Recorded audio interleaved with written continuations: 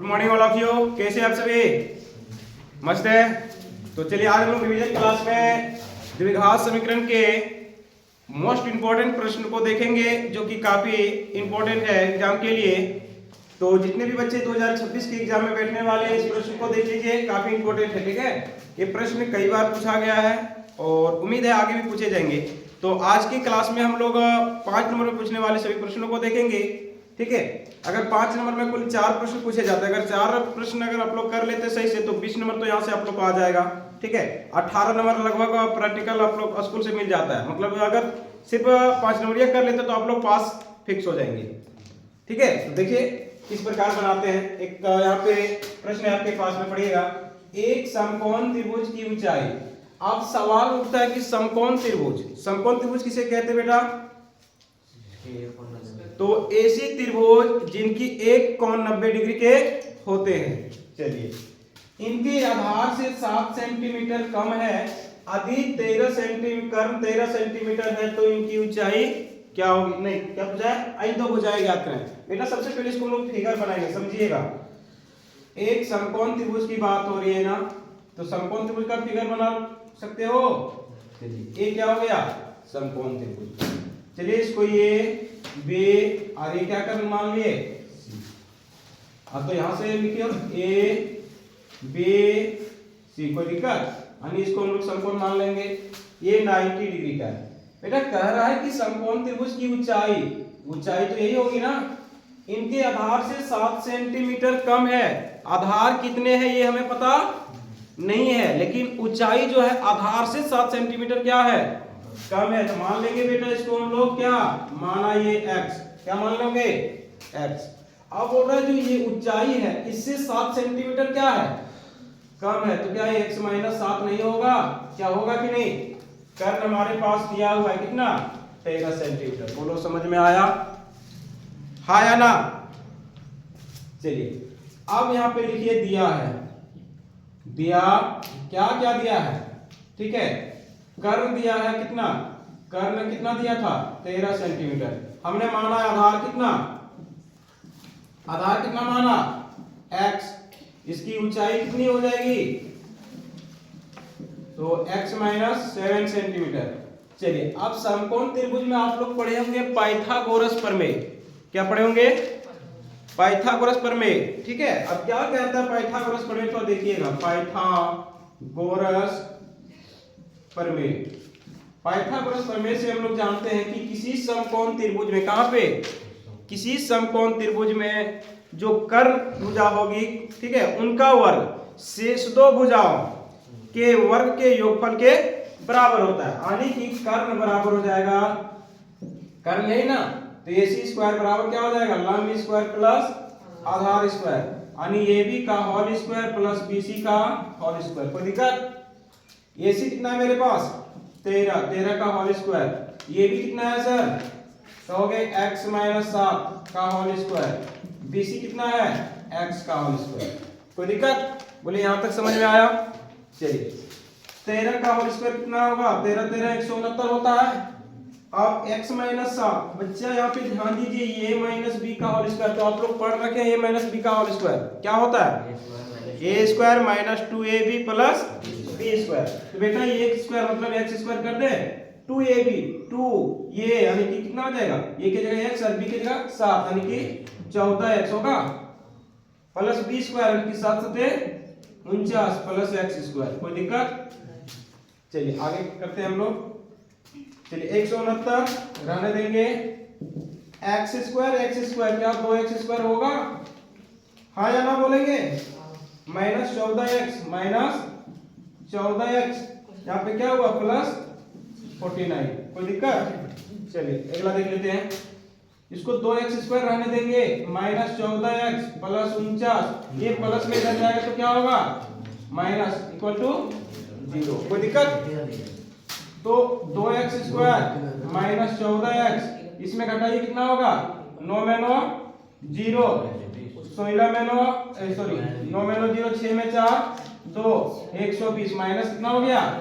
अब देखिए यहाँ भी 2 है, 14 है, 120 है, इसको थोड़ा छोटा कर देंगे हम लोग। हाँ, तो दो हम लोग क्या करेंगे? कॉमन ले लेंगे, क्या बचा x square minus 7x minus कितना होगा 6 दूना 12 60 हो जाएगा ना, बराबर 120। X square minus 7x x minus 7 equal to 0, ये दो गुना में जाएगा तो क्या होगा भागा में x square minus 7x minus 7 equal to क्या हो गया। अब बच्चों इसको आप लोग चाहे तो द्विघातरी सूत्र का प्रयोग करके निकाल सकते हो, डी के फॉर्मूला से पढ़ते हो ना, डी बराबर क्या होता है बी स्क्वायर माइनस 4ac, या तो फिर आप लोग गुणनखंड विधि से निकाल सकते हैं। तो यहाँ पे कुछ नहीं तो एक है ना, एक को 60 से गुना करें कितना हो जाएगा 60। आप 60 को इसी दो संख्या में तोड़िए ताकि यहाँ पे क्या हो जाएगा जोड़ने घटाने में 7 आ जाए। तो कहोगे सर 12 25 60 होता है कि नहीं, इसको 12 25 60 में तोड़ सकते हैं कि नहीं तोड़ सकते हैं। अगर जोड़ेंगे घटाएंगे तो आ जाएगा यहाँ पे 7 और इसको हम लोग गुना करेंगे तो भी 60 आ रहा है ना। देखिए कैसे कराएंगे, एक्स स्क्वायर यहाँ पे 7x माइनस में लाना है बेटा, 5x को प्लस में रखिए पहले, क्या हो जाएगा 5x माइनस 12x, देखिए यही ना हुआ, 5 में 12 जाएगा तो माइनस 7 ही बच रहा है कि नहीं, माइनस यहाँ पे 60 इक्वल टू क्या हो जाएगा 0। अब ये दोनों में कॉमन लीजिए, क्या कॉमन जाएगा यहाँ पे, कहोगे सर x कॉमन जाएगा, जाएगा ना, x कॉमन जाएगा तो यहाँ क्या बचा x प्लस 5, यहाँ क्या कॉमन जाएगा, कहोगे सर 12 कॉमन चल जाएगा, 12 का 12 12 बचे 7, x यहाँ पे x यहाँ है क्या नहीं, यहाँ से 12 कॉमन लेने क्या बचा x, यहाँ पे क्या हो जाएगा प्लस प्लस इंटू माइनस, तब जाके यहाँ पे क्या होगा माइनस, 12 बचे 60 इक्वल टू काम हो गया x प्लस 5 जो यहाँ पे और इस दोनों में मिला वही यहाँ वाला लीजिए x माइनस 12 इक्वल टू 0। चलिए तो x प्लस 5 इक्वल टू 0 और दूसरा क्या है x माइनस 12 इक्वल टू 0। तो x बराबर क्या होगा माइनस 5 और x बराबर क्या होगा 12। ये संभव नहीं है। अब बोले सर क्यों संभव नहीं है, अगर हम बोले भैया कि इस मार्कर की लंबाई -2 सेंटीमीटर है, क्या संभव है क्या, अरे भैया जो भी होगा तो पॉजिटिव होगा ना, माइनस कैसे हो सकता है। हम कहें कि हमारी जो लंबाई है वो -5.5 फीट है, क्या संभव है क्या, नहीं ना, तो ये संभव नहीं है, संभव नहीं है। तो x बराबर क्या हो गया 12, बेटा हमने x क्या माना था, आधार माना था ना, अतः आधार समकोण त्रिभुज की आधार कितना आ गया 12 सेंटीमीटर, इनकी ऊंचाई हमने क्या मान रखा है x माइनस 7, यही ना, तो 12 माइनस 7 सेंटीमीटर इक्वल टू क्या हो जाएगा 5 सेंटीमीटर। बोलो समझ में आया कि नहीं आया ना, बन जाएगा। चलिए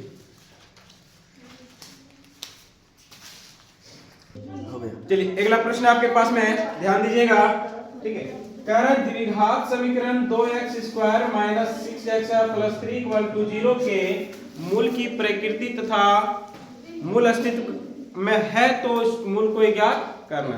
बेटा अगर मूल की प्रकृति अगर पूछ दे तो सबसे पहले हम लोग को फाइंड करनी है डी, देखेंगे कि यह अस्तित्व में है कि नहीं है, अगर अस्तित्व में होगा तो फिर उसको हम लोग मूल फाइंड करेंगे।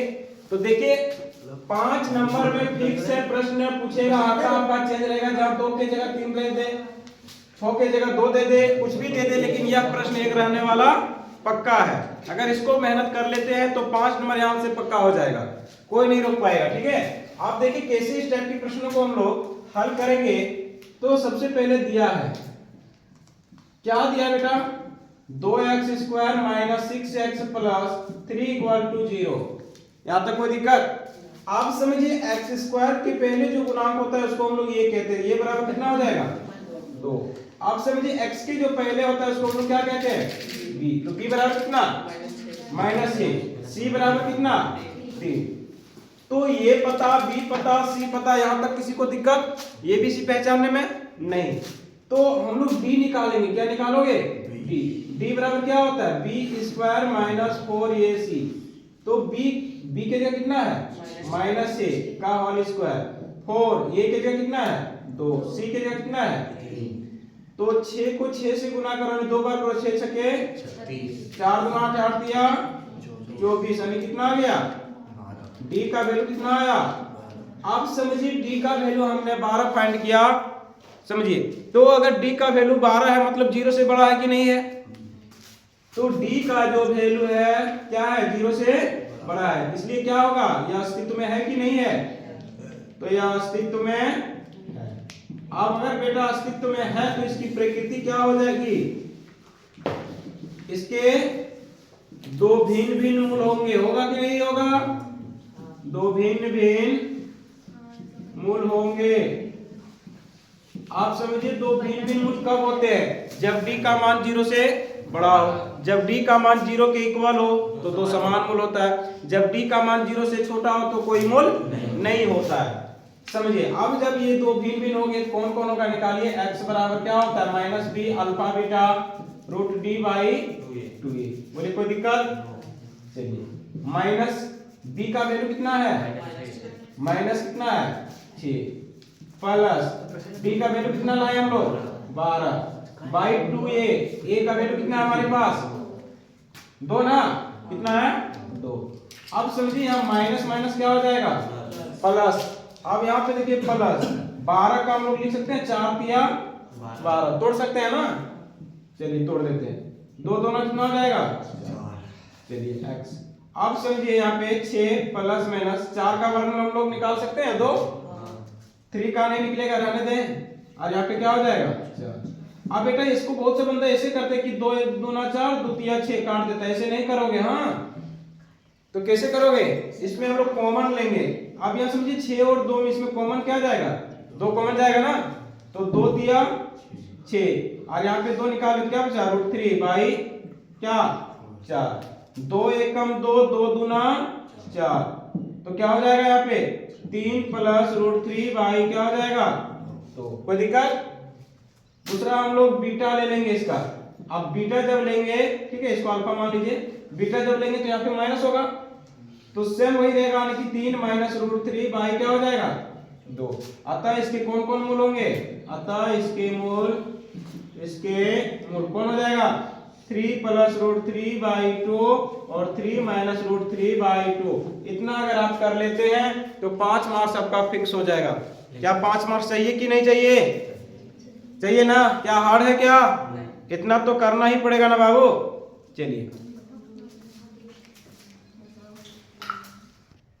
चलिए देखिए आपका यहाँ पे हाइट एंड डिस्टेंस से एक प्रश्न है, काफी इंपॉर्टेंट प्रश्न है बच्चों, काल की टेस्ट में आपसे पूछा गया था। ठीक है, तो इसका हम लोग सॉल्यूशन देखेंगे।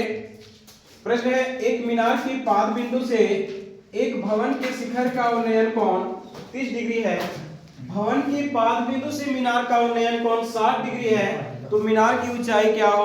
मीनार की ऊंचाई 50 मीटर है।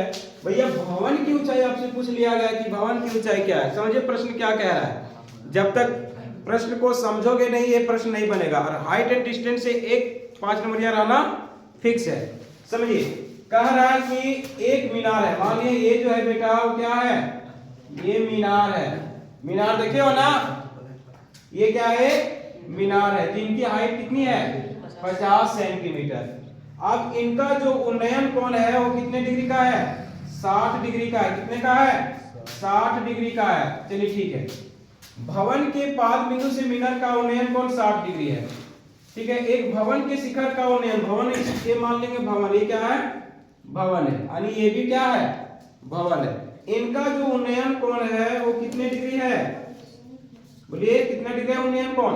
30 डिग्री है। अब कह रहा है कि मीनार की ऊंचाई 50 है, तो इस भवन की ऊंचाई ज्ञात करें। नहीं बना पाओगे? बनेगा। देखिए सबसे पहले आप लोग ऐसे करोगे, लिखिएगा दिया है। क्या लिखोगे? दिया है।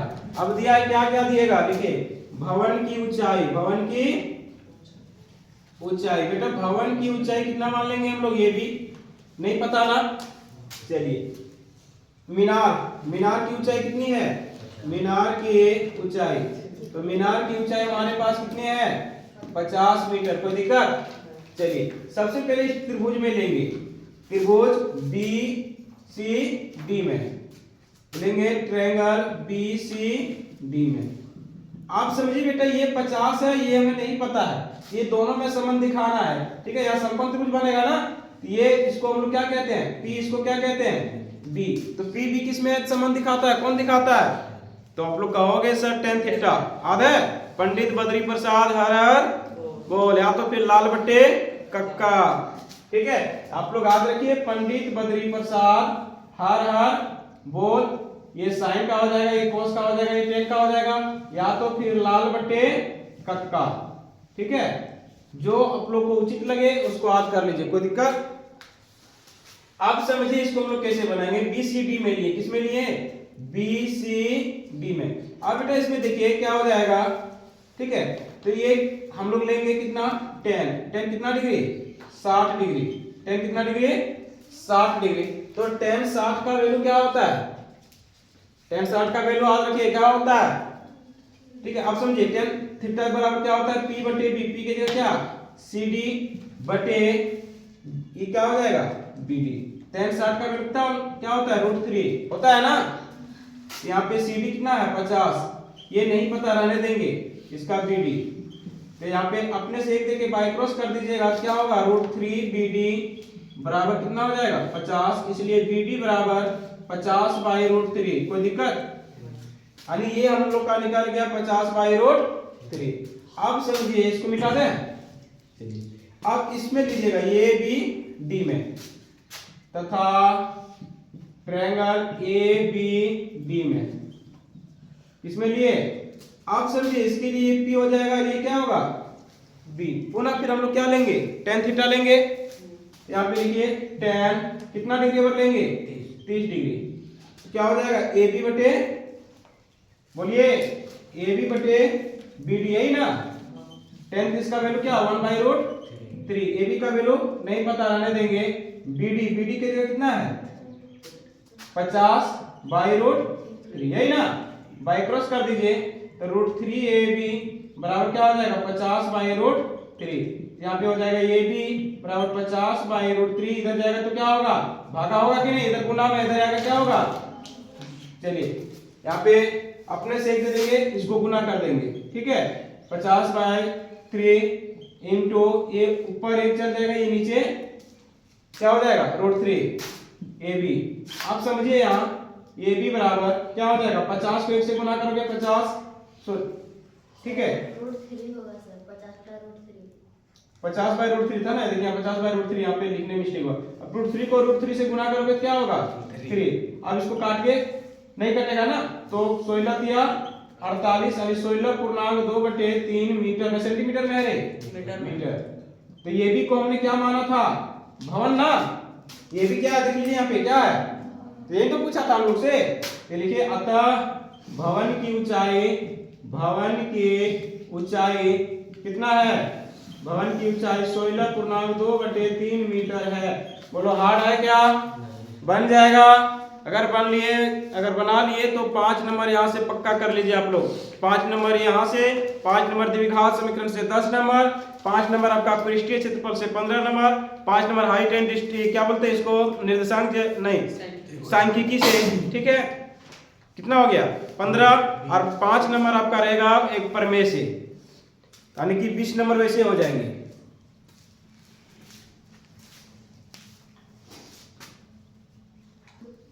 तो देखिए बच्चों, आपका अगला जो प्रश्न है वो सांख्यिकी से है, जो 5 नंबर देके जाएगा आपको, ठीक है। तो आज हम लोग सिर्फ 5 नंबर के प्रश्न देख रहे हैं जो कि एग्जाम में पूछे जाएंगे, ठीक है।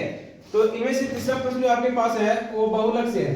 कह रहे एक आंकड़ा दिया गया है, देखिए आपके वर्ग अंतर जो बच्चों 0 से 20, 20 से 40 और लास्ट कहां तक है 120 तक। इनकी बराबरता दिया हुआ है 10, 35, 10 है कि 16 है, 10 है ना, 10 है ना, 10, 35, 52, 61, 38, 29, इन आंकड़ों का हमसे पूछ लिया है बहुलक। क्या पूछा है बच्चों, बहुलक। अब समझिए अगर इसी को ऐसे ही रहने देते हैं, या तो फिर हम लोग क्या करेंगे, इसको ऐसे कर लेंगे, ठीक है, कोई जरूरी नहीं है, इसको रहने दीजिए, बहुलक में ज्यादा जरूरत नहीं पड़ेगा, ठीक है।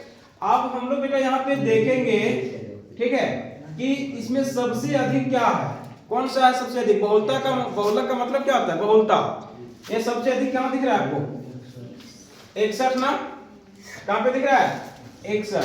तो 61 दिख रहा है, तो इसका ये हो जाएगा ये, क्या हो जाएगा ये, ठीक है। और ये क्या हो जाएगा F, क्या होगा F। इसके बाद इसके पहले वाले क्या क्या हो जाएंगे, F0, ये क्या हो जाएंगे F2, क्या हो जाएगा, समझ में आ रहा है, नहीं आ रहा है, इसको ऐसे बना दें कि भाई यहां समझ में आ जाएगा। चलिए तो बहुलक का फार्मूला लिख लीजिए आप लोग। तो बहुलक बराबर क्या होता है, N plus F minus F0, है ना, 2F1, मतलब इसको F1 मान लेते हैं, ठीक है, F1 माइनस F0 माइनस क्या F2 इंटू क्या H। आप समझिए बेटा यहाँ पे l बराबर मेरे पास कितना है, कहोगे l बराबर कितना हो जाएगा, यानी कि जो बहुलक होगा उसका निम्न सीमा तो 60 हो जाएगा। चलिए इसके बाद f1 कितना हो गया मेरा 61, यही ना। f0 क्या होगा, ठीक इसके पहले वाले कितना है 52। f2 कितना होगा, ठीक इसके बाद कितना है 38। ये h कितना कितना बढ़ रहा है, देखिए 60 80 80 से 100 कितना बढ़ रहा है, बोलो इतना समझ में आया, हाँ या ना।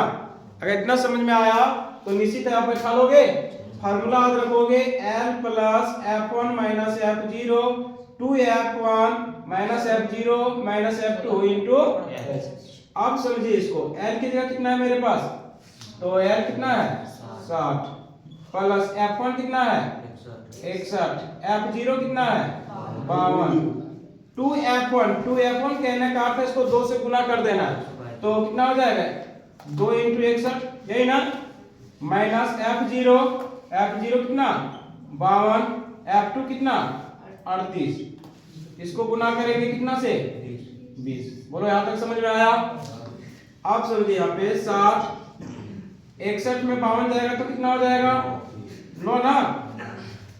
चलिए 2 1 का 2 6 दूना 12 122 माइनस, इसको दोनों माइनस में है तो इसको जोड़ दें 8 8 तो कितना हो जाएगा 10 के 0 5 3 8 अरे 9 अरे 90 इंटू 20 तो 60 9। अब इसमें घटाइए कितना होगा, कितना होगा 2 में 0 2 12 में 9 3 32 इंटू 20। बेटा कटेगा कुछ, कट जाएगा ना, किसे 4 5 20 और 4 8 32, यानी कि यहाँ पे हो जाएगा 60 5 9 45 बटे 8। लघुत्तम नहीं लीजिएगा, ठीक है। अब से 45 को 8 से भाग दीजिए, तो 45 को अगर 8 से भाग देते हैं कितना होगा 8 5 40, कितना बचा 5, अपने से 0 देंगे 50, यानी कि 8 छके 48 बचा 2, 8 गुना 16 बचा कितना 4 40, 8 बचे 40 5.625। अब इसको जोड़ दिए 60 और 5 कितना हो जाएगा 65.625, ये मेरा बहुलक हो जाएगा। कोई दिक्कत आया था आप लोग का आंसर, बोले समझ में आया कि नहीं, आ गया ना। समझिए 5 नंबर से कितना से ही आप लोग को मिलने वाला, क्या खराब है क्या, 5 नंबर नहीं लेना चाहोगे, ठीक है। चलिए अगला प्रश्न आपके पास में, देखिए पृष्ठीय क्षेत्रफल और आयतन से सबसे ज्यादा पूछने वाले प्रश्न है और सबसे इजी है। अगर ये प्रश्न आपसे पूछ लिया जाए, समझिए किस्मत आपका अच्छा है, भोले बाबा का पूजा किए होंगे। हाँ, तो 2 घन, आप समझिए घन जिनका आयतन कितना है 64, जिसमें प्रत्येक का आयतन 64 सेंटीमीटर के, समझिए बच्चों यहाँ पे क्या दिया है, घन का आयतन, घन का आयतन कितना दिया है 64 सेंटीमीटर क्यूब। आप समझिए घन का आयतन क्या होता है, बोलिए तो घन का आयतन क्या होता है, अमित बताइए तो घन का आयतन क्या होता है, नहीं पता ना, कैसे पास करोगे। घन का आयतन बराबर होता है ये क्यूब, क्या होता है ये क्यूब बराबर क्या 64 सेंटीमीटर क्यूब। इसलिए हमें सबसे पहले भुजा निकालेंगे, भुजा बराबर क्या होगा 64 का घनमूल। अब घनमूल 64 का घनमूल आप लोग को पता होनी चाहिए कितना होता है बच्चों, बोलिए तो 64 का घनमूल कितना हो जाएगा 4 होगा, कितना होगा 4 होगा। क्यों 4 इंटू 4 इंटू 4, 3 बार 64 लिख सकते हैं कि नहीं, 4 चौके 16 चौके, तो घनमूल में हम लोग 3 को जोड़ा मिलता है तब एक बाहर निकालते हैं ना, तो क्या हो जाएगा 4, यानी इसकी भुजा कितनी हो गई 4। अब बोला है 2 घन मिला देंगे, आप समझिए भैया 2 घन मिला के रख देंगे, एक घन यहाँ पे रख देंगे और दूसरा घन कहाँ पे रख देंगे यहाँ पे, तो घन की जो लंबाई होगा वो सिर्फ बढ़ जाएगा, चौड़ाई और ऊंचाई क्या रहेंगे सेम ही रहेंगे। अब इसी जो ठोस बनाओ, ठोस यहाँ लिख दिया कि जो ठोस बन रहा है वो क्या बन रहा है घनाभ बन रहा है, क्या बन रहा है घनाभ बना। अब समझिए बेटा घनाभ के लिए, क्या घनाभ के लिए, आप समझिए घनाभ के लिए इनकी लंबाई जो है वो कितना हो जाएगा, तो 4 + 4 टोटल कितना हो जाएगा 8 सेंटीमीटर। अब इसकी जो चौड़ाई है वो कितना रहेगी, वही ना जो घन का था, तो घन की सभी भुजा क्या होते हैं, बराबर। ये भी 4 और ऊंचाई भी क्या हो जाएंगे, 4। आप पूछा है कि इस प्रकार जो ठोस बना उनका कुल पृष्ठीय क्षेत्रफल ज्ञात करें। तो बेटा घनाभ का कुल पृष्ठीय क्षेत्रफल क्या होता है, बोलिए क्या होता है। ठीक है, देखिए घनाभ का कुल पृष्ठीय क्षेत्रफल, कुल पृष्ठीय क्षेत्रफल तो क्या हो जाएगा 2 × LB + BH + HL क्या होता है, ठीक है 2 × LB + BH + HL। अब समझिए दो लंबाई कितना है, तो लंबाई कितना हमारे पास 8, चौड़ाई कितना है 4, चौड़ाई कितना है, ऊंचाई कितना है, ऊंचाई कितना है, लंबाई 8। कोई दिक्कत। आप समझिए यहाँ पे 8 चौके 4 चौके 8 चौके, कोई दिक्कत। 2 या 6 8 8 2 10 के 0 हाथ बाकी 1 3 और 1 4 4 और 3 7 7 और 1 बाकी कितना हो जाएगा 8 8 गुना कितना हो जाएगा 16 यानी 160 सेंटीमीटर स्क्वायर। यानी कि अगर बात करें तो ठोस का जो घनाभ बना था उनका कुल पृष्ठीय क्षेत्रफल कितना आ गया 160 सेंटीमीटर। क्या नहीं बनेगा, इजी था ना।